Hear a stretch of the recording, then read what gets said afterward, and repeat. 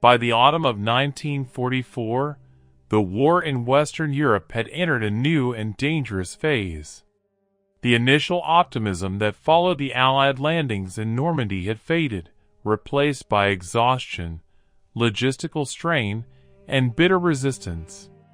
American forces had advanced hundreds of miles across France in just a few months, but speed came at a cost. Supply lines were stretched thin, units were depleted, and replacement troops often arrived faster than they could be properly integrated. Eastern France presented a very different battlefield from the beaches of Normandy or the hedgerows of the Bocage. The Vosges Mountains formed a natural defensive barrier, stretching north to south along the Franco-German border. Thick forests, steep ridges, narrow valleys, and limited road networks made large-scale maneuver difficult. Visibility was often reduced to a few dozen meters, especially in rain or fog. Artillery observation was poor. Armor movement was restricted. Infantry bore the brunt of the fighting. For German forces retreating toward their homeland, the Vosges offered an opportunity to slow the Allied advance. Even weakened units could inflict heavy casualties by using terrain, camouflage, and well-prepared defensive positions. The forests concealed movement and allowed German troops to ambush advancing Americans, forcing them to fight uphill for every ridge and hilltop. The U.S. Army units assigned to this sector were already worn down. Among them was the 36th Infantry Division, a National Guard formation that had seen hard fighting in Italy before being redeployed to France. The division had suffered significant losses earlier in the campaign and was now reinforced by large numbers of replacement soldiers. Many were young, recently trained, and inexperienced in combat. They entered a battlefield that rewarded caution, patience, and leadership, qualities not easily learned under fire. By October 1944, weather added another enemy. Cold rain soaked uniforms and equipment. Mud slowed movement and exhausted soldiers already carrying heavy loads. Wet conditions affected weapons, visibility, and morale. Nights were cold and sleepless, days tense and unpredictable. Under such conditions, even veteran units struggled to maintain effectiveness. It was within this harsh environment that Technical Sergeant Charles Hazlitt Coolidge served. Coolidge was 23 years old. He came from Signal Mountain, Tennessee, a quiet place far removed from the forests of France. He was not wealthy, famous, or politically connected. He was one of millions of Americans who entered the war not seeking glory, but answering a call that seemed unavoidable in a world at war. Within the Army, Coolidge was not an officer. He did not wear bars or stars. He was a non-commissioned officer, a category often described as the backbone of the Army. His role placed him between officers who issued orders and enlisted men who carried them out. In combat, NCOs frequently became the decisive leaders when plans collapsed and chaos replaced structure. Coolidge served as a heavy weapons non-commissioned officer in the 141st Infantry Regiment. His primary responsibility was the operation and employment of machine guns.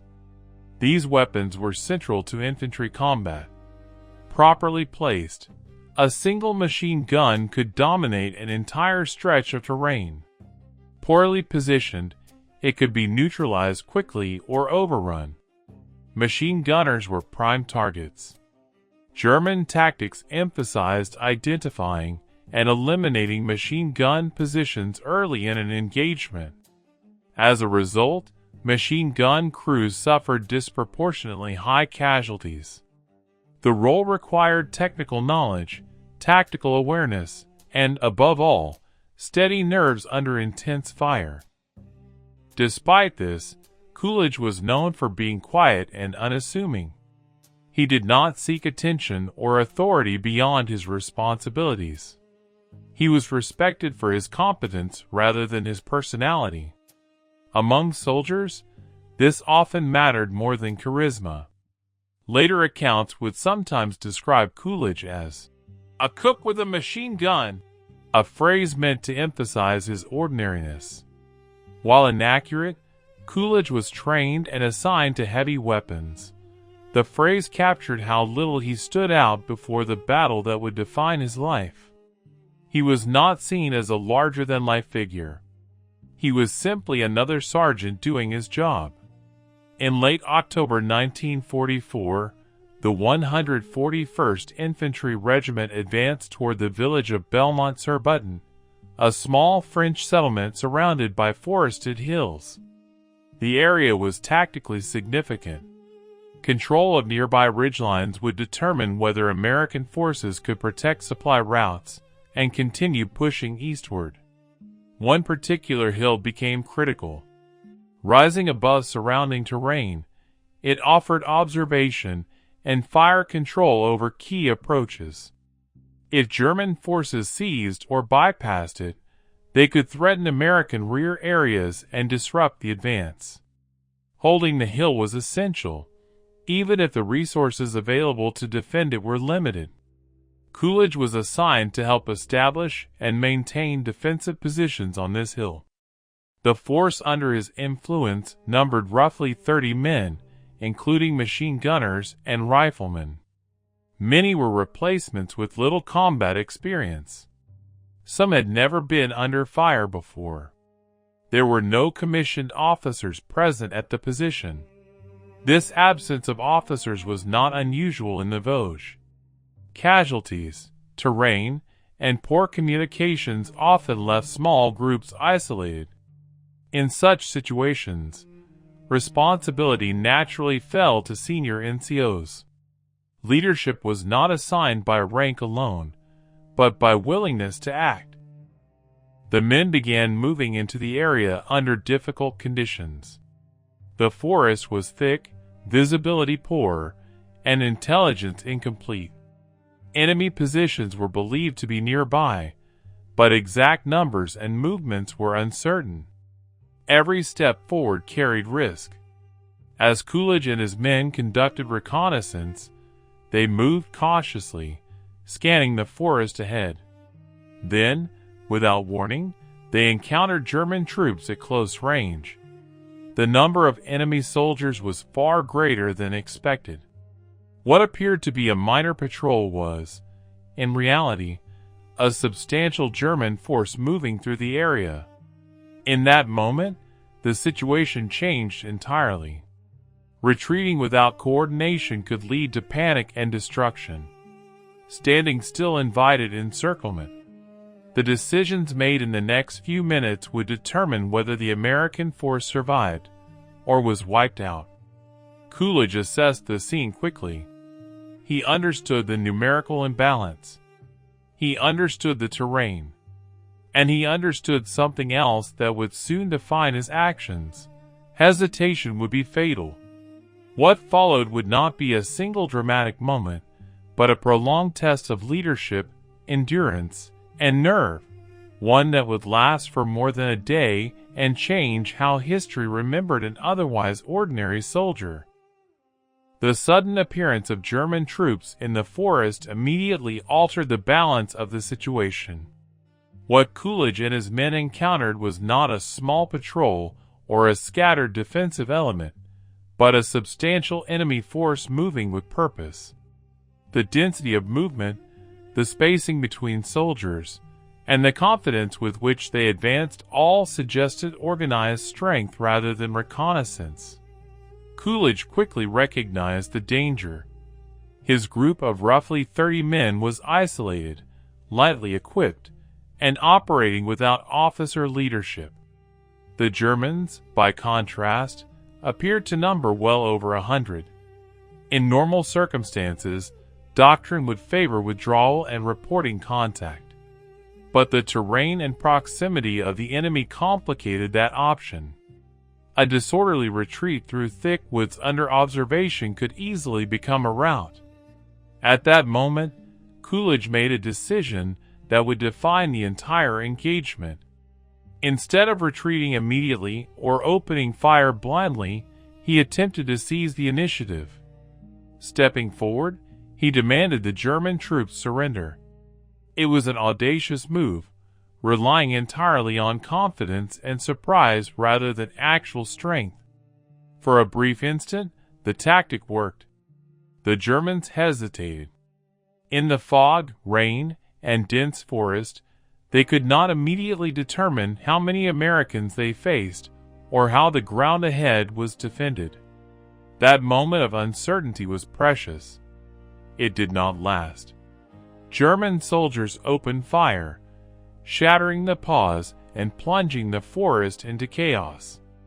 Rifle fire cracked through the trees. Bullets snapped overhead and struck trunks, throwing splinters into the air. The calm reconnaissance movement instantly became a life-or-death engagement. For the American soldiers, many of them inexperienced, the shock was severe. Some instinctively fired back. Others froze or dropped for cover.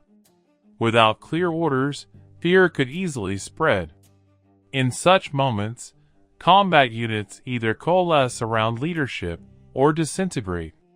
Coolidge did not hesitate. With no commissioned officers present, he assumed command immediately. He began issuing clear, direct orders, positioning machine guns and riflemen to establish a defensive perimeter. He selected firing positions based on terrain rather than convenience, ensuring overlapping fields of fire that would force the Germans to advance into controlled zones. Rather than remaining behind cover, Coolidge moved along the line himself. Under active enemy fire, he checked each position, adjusted gun placement, and spoke calmly to his men. His demeanor was deliberate and controlled. There was no shouting, no visible panic. That calm presence had a powerful effect on soldiers who were facing combat for the first time. The Germans pressed forward, testing the American defenses. Small groups attempted to maneuver through the undergrowth, probing for weaknesses.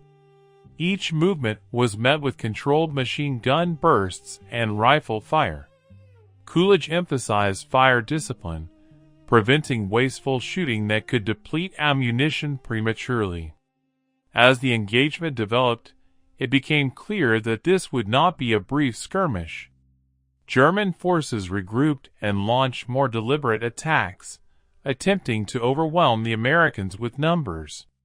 They advanced in waves, using the trees for cover and attempting to close the distance. Coolidge responded by shifting fire and repositioning weapons as needed. He anticipated likely avenues of approach and reinforced threatened sectors before they collapsed. When one machine gun began to overheat or run low on ammunition, another was brought into action. The defense remained flexible, adapting constantly to enemy movement. The rain continued to fall, soaking uniforms, weapons, and equipment. Mud made movement slow and exhausting. Communication relied on shouted orders and hand signals, often obscured by gunfire and foliage. Despite these challenges, the defensive line held. One of the most remarkable aspects of the fight was Coolidge's personal exposure to danger. Rather than directing from a protected position, he repeatedly walked upright through areas under fire. He corrected gunner aim, encouraged riflemen, and reassigned soldiers where needed. His willingness to expose himself reassured his men that the situation was under control, even when it clearly was not. German attacks continued throughout the day. Each assault followed a similar pattern: movement through the forest, sudden rushes toward American positions, then withdrawal under fire when losses mounted. The Americans inflicted significant casualties, but the pressure did not ease. As evening approached, fatigue became a serious concern. Many soldiers had been awake and under stress for hours. Food was scarce. Ammunition had to be conserved carefully. Yet the Germans showed no sign of disengaging. Nightfall brought new dangers. Darkness reduced visibility to almost nothing. The forest amplified every sound, making it difficult to distinguish enemy movement from natural noise. The Germans adapted, shifting to infiltration tactics rather than direct assaults.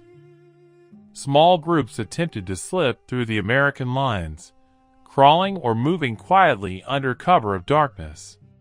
Coolidge anticipated this change. He adjusted positions, tightened spacing between defensive points, and established overlapping fields of fire to eliminate gaps. Flares were used sparingly, illuminating suspected movement just long enough to identify targets. Each time, German infiltrators were driven back. The American line bent but did not break. Throughout the night, Coolidge remained awake, moving continuously among his men. He checked on sentries, corrected mistakes, and reassured nervous soldiers. His presence became a stabilizing force, preventing fear and exhaustion from turning into panic. By morning, the fight had already exceeded expectations. A force that should have been overwhelmed within hours was still holding its ground. German casualties mounted, and progress stalled. The hill remained in American hands. Yet the battle was far from over. As daylight returned, German commanders adjusted their approach. Infantry alone had failed to dislodge the defenders. The resistance was too disciplined, the fire too accurate. A new solution would be required. German armor began moving forward. The sound of engines in the forest marked a dangerous escalation. Tanks in wooded terrain were vulnerable in some respects, but against an infantry force without dedicated anti-tank weapons, they posed a grave threat. Their cannons could obliterate defensive positions, and their machine guns could sweep the forest floor. For Coolidge and his men, the appearance of tanks changed the nature of the fight entirely. What had been a desperate infantry defense now became a test of survival against combined arms. As German armor approached, firing into the American positions, the defense entered its most dangerous phase. Trees were shattered by shellfire.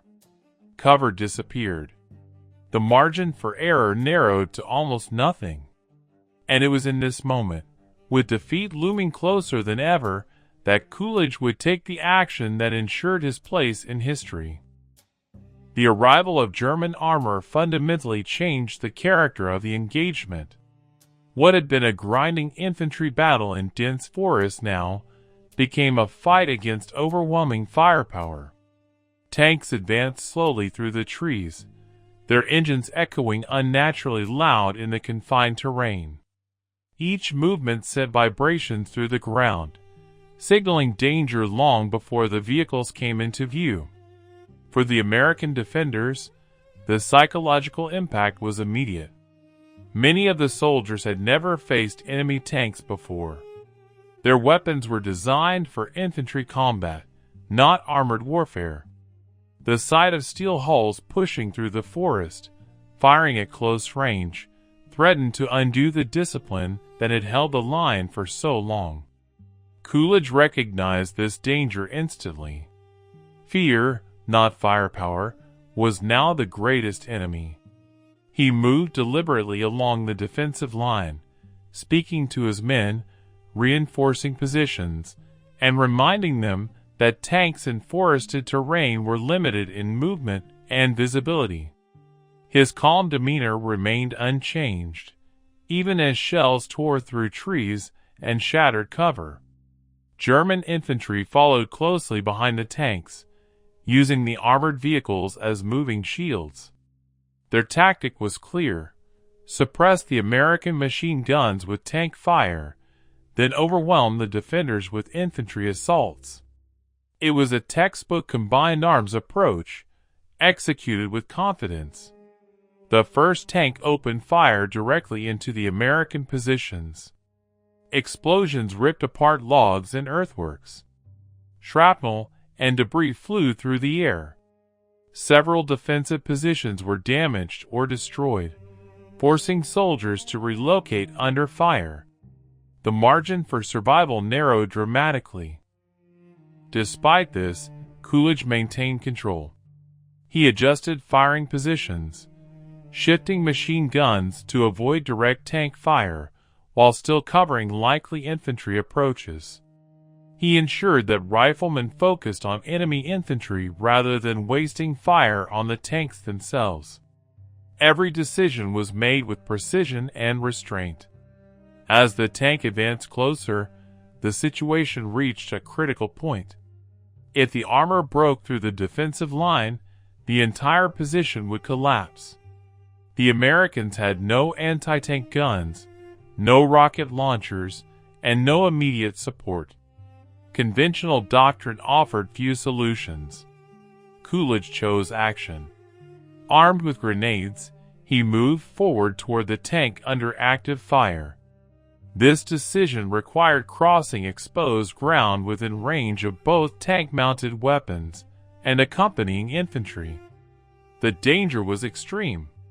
Yet Coolidge advanced deliberately, using terrain and momentary cover to close the distance. At close range, he employed his grenades against the tank, disabling it and forcing it out of action. The precise details of the damage were less important than the result. The immediate armored threat was neutralized. The tank was no longer able to support the infantry assault. The effect on both sides was dramatic. American morale surged. The destruction of the tank demonstrated that the enemy was not invincible. German infantry, deprived of armored support, hesitated and fell back under renewed machine gun fire.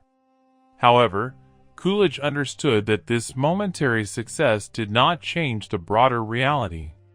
Ammunition was critically low. His men were exhausted after more than a day of continuous combat.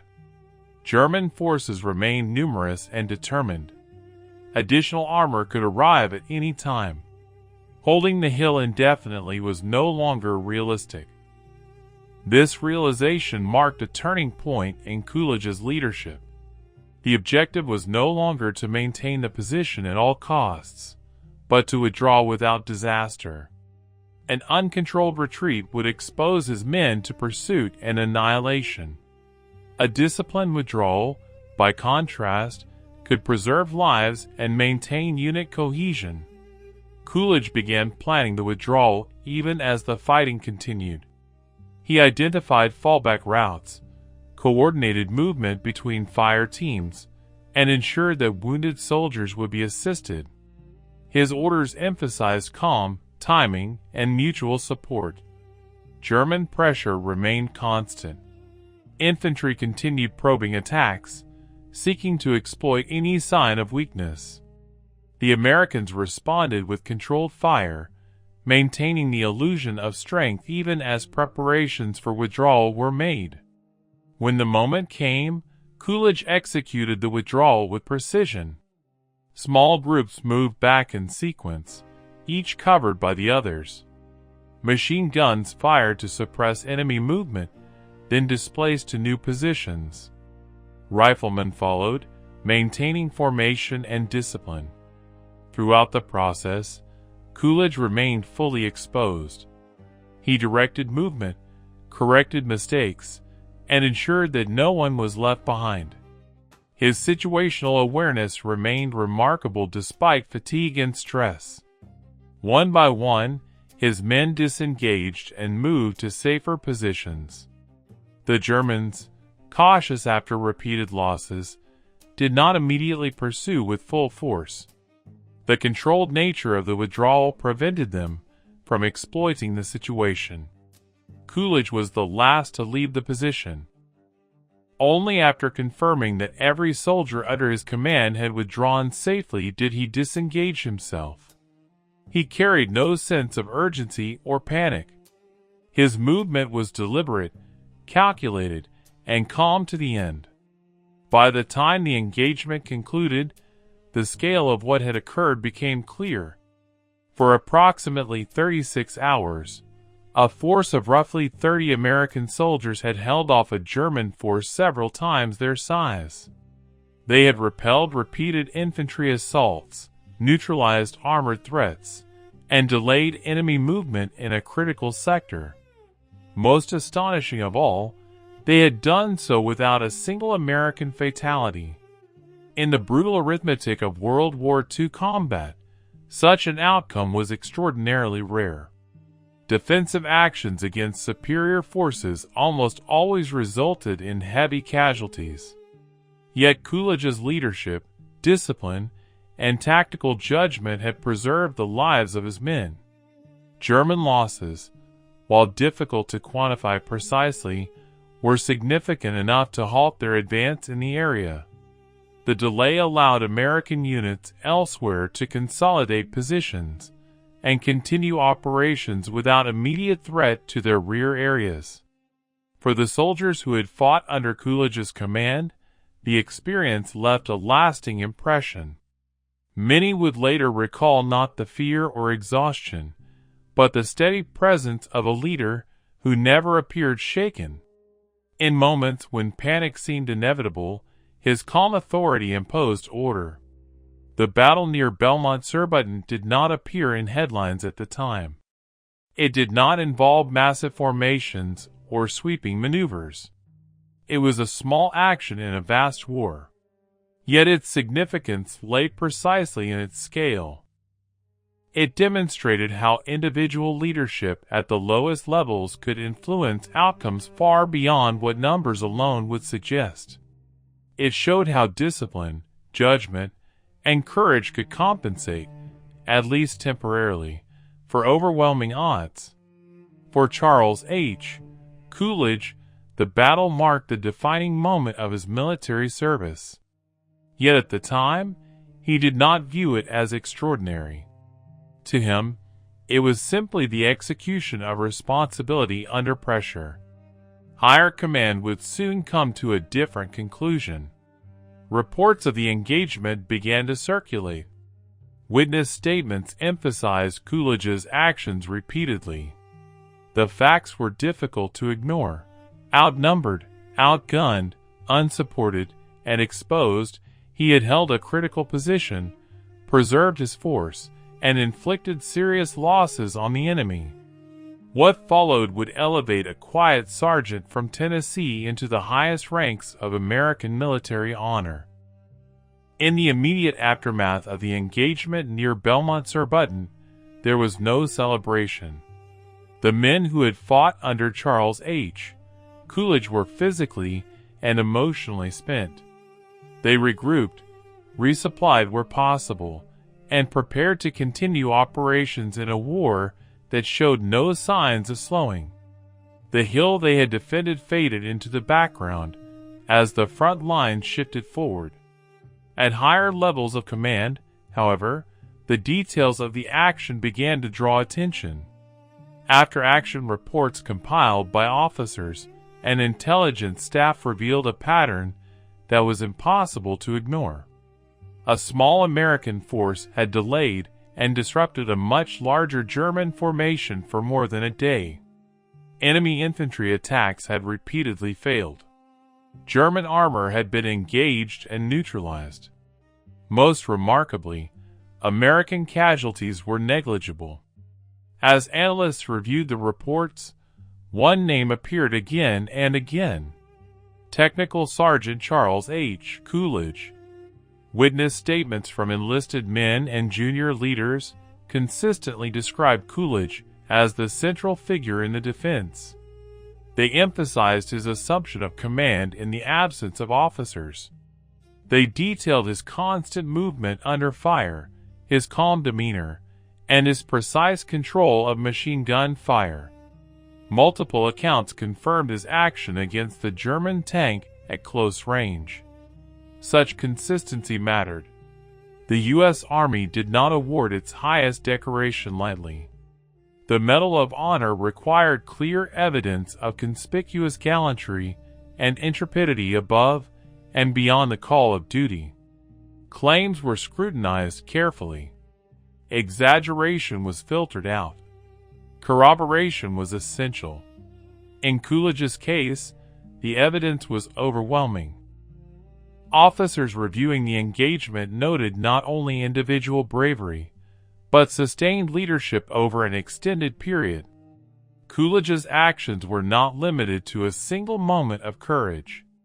They spanned approximately 36 hours of continuous combat, involving multiple tactical decisions, adjustments under fire, and deliberate risk-taking for the protection of others. Equally significant was the outcome. The survival of all men under his command was not attributed to chance. It was linked directly to disciplined withdrawal, fire control, and morale maintenance, elements that pointed to exceptional leadership rather than luck. As the recommendation for the Medal of Honor moved up the chain of command, it gained momentum. Senior officers endorsed it without hesitation. The language of the citation emphasized Coolidge's disregard for personal safety, his calm control under fire, and his decisive action against armored threats. In 1945, Charles H. Coolidge was formally awarded the Medal of Honor. The citation placed him among a small and exclusive group of soldiers whose actions met the highest standard of valor recognized by the United States. For many recipients, such recognition marked the beginning of public visibility and lifelong association with their wartime deeds. For Coolidge, it marked something very different. He accepted the medal with humility and discomfort. Those who knew him noted his reluctance to speak about the battle. When asked, he deflected attention toward his fellow soldiers. He insisted that he had only done what was necessary, and that others deserved equal recognition. This attitude stood in sharp contrast to how his story began to evolve outside military circles. As news of his award spread, journalists and storytellers searched for a compelling angle. They found it in Coolidge's ordinariness. He was young. He was not an officer. He came from a small town. He did not fit the stereotype of a hardened warrior. Out of this emerged a simplified narrative. Headlines and retellings referred to him as a cook with a machine gun. The phrase was meant to be symbolic rather than literal, emphasizing the idea that an average soldier, someone far removed from elite status, had performed an extraordinary feat. The phrase caught on. While technically inaccurate, Coolidge was trained and assigned as a heavy weapons non-commissioned officer. The label shaped how the public perceived him. He became a symbol of the citizen soldier, someone who could have been anyone, suddenly thrust into history by circumstance and character. This mythologizing had mixed consequences. On one hand, it made his story accessible. It reinforced the idea that heroism was not confined to officers or specialists. It resonated with a nation that had sent millions of ordinary men to fight a global war. On the other hand, it obscured the reality of Coolidge's competence and preparation. He was not improvising blindly. He understood tactics, terrain, and weapons. His success was rooted in training, experience, and disciplined judgment under pressure. Coolidge himself never attempted to correct the narrative. He did not grant frequent interviews. He did not write memoirs. He did not seek speaking engagements. When pressed, he spoke briefly and factually, avoiding dramatic language. He remained uncomfortable with praise and deeply aware of those who had not survived the war. This restraint only deepened the public's fascination.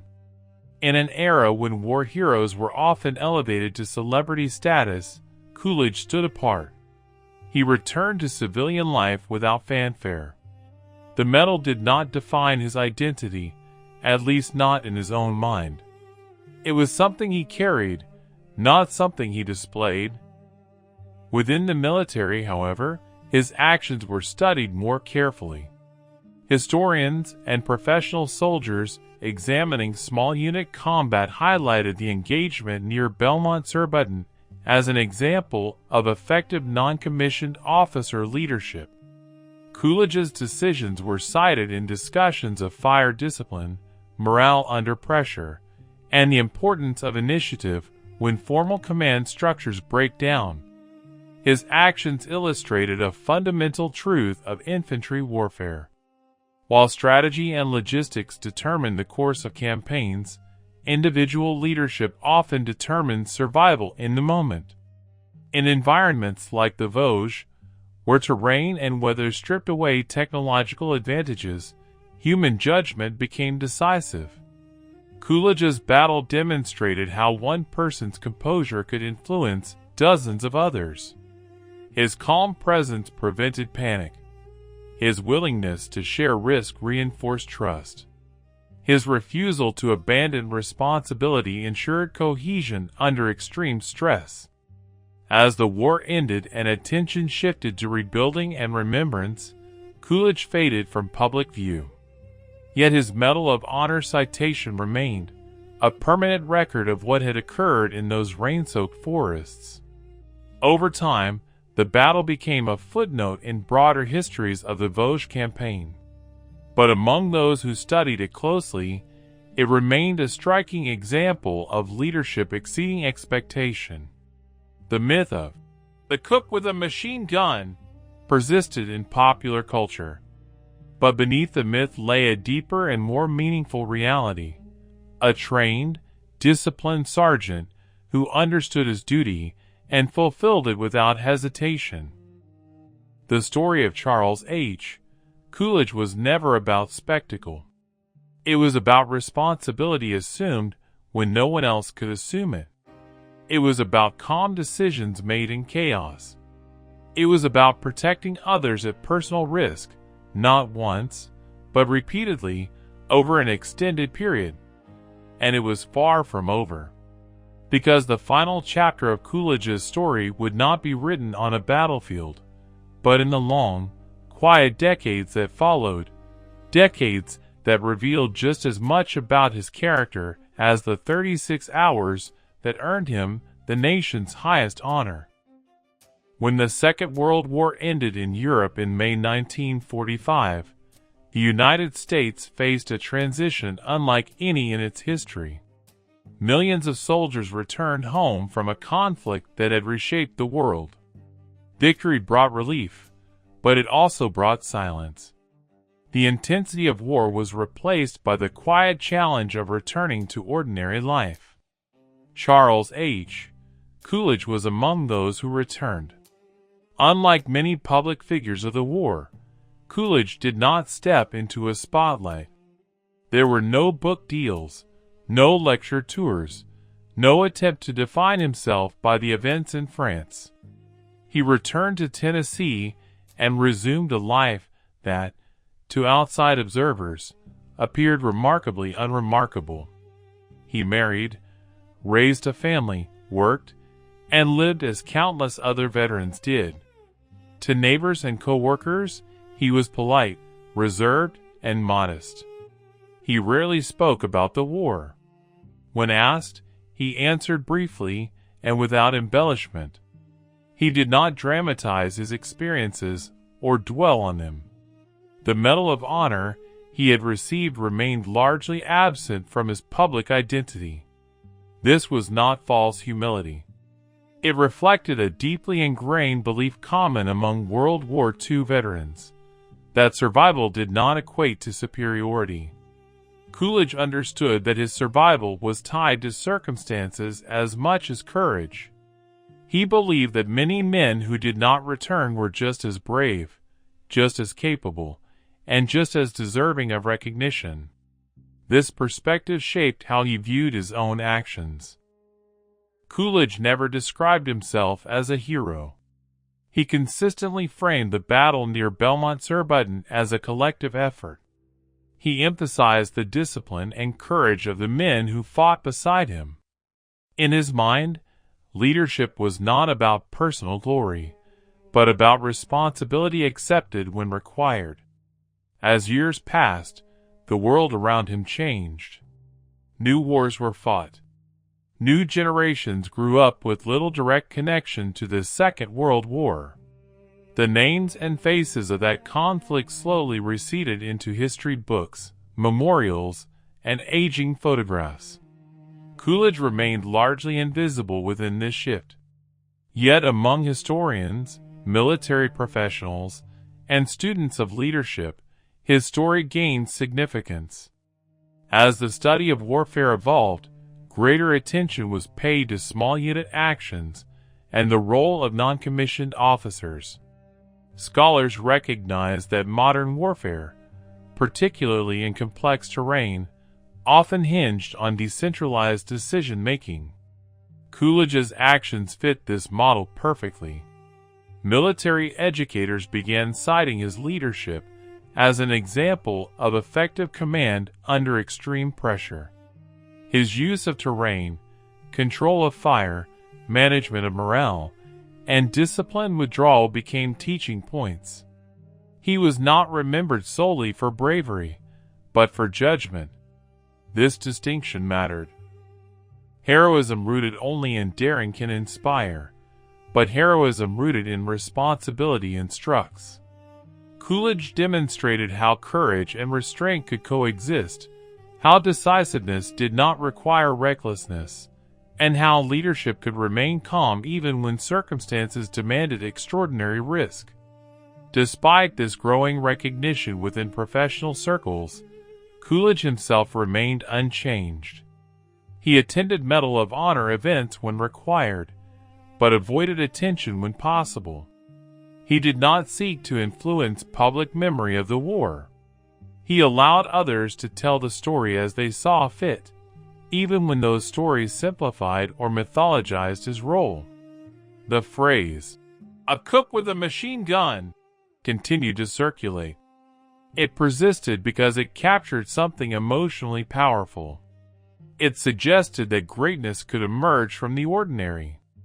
It reassured audiences that heroism was accessible, not reserved for elites. While inaccurate in detail, it conveyed a symbolic truth about the war's citizen soldiers. Coolidge never publicly objected to the phrase.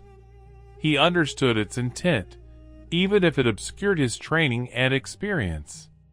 He seemed unconcerned with precision when it came to his own reputation. What mattered more to him was remembrance of sacrifice. As the decades advanced, Coolidge became one of the last living links to a fading generation. World War II veterans grew fewer each year. Medal of Honor recipients from that era became rare. Each passing carried symbolic weight, marking the closing of a chapter in living memory. Coolidge lived a long life.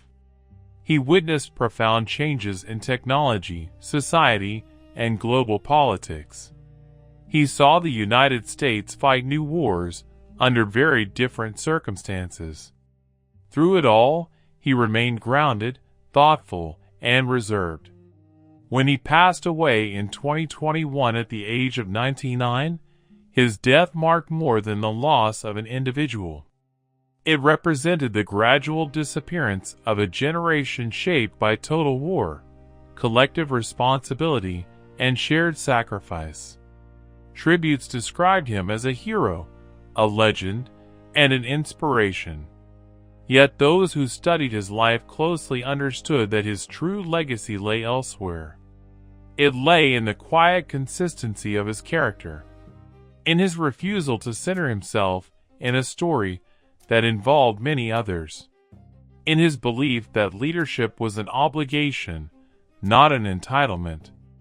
The battle near Belmont-sur-Button lasted approximately 36 hours. In the scope of the Second World War, it was a small action. It did not decide a campaign or alter national strategy. It did not appear on maps in history textbooks. But it mattered. It mattered because it demonstrated what could happen when an individual accepted responsibility without hesitation. It mattered because it showed how discipline could overcome fear, how preparation could shape outcomes, and how leadership could preserve life under conditions designed to destroy it. Coolidge's defense delayed a German advance. It protected American forces in the area. It preserved the lives of every man under his command. Those outcomes were not inevitable. They were the result of decisions made moment by moment under extreme stress. In the end, Charles H. Coolidge did not seek to be remembered. History remembered him anyway, not because he was extraordinary in appearance or ambition, but because he embodied something rare and enduring: calm courage exercised in service of others, without expectation of reward. In a war defined by vast armies and industrial power, his story reminds us that the smallest units, and the individuals within them, often carry the greatest weight. And that sometimes, history turns not on grand strategy, but on a quiet sergeant standing firm in the rain, refusing to let fear decide the outcome.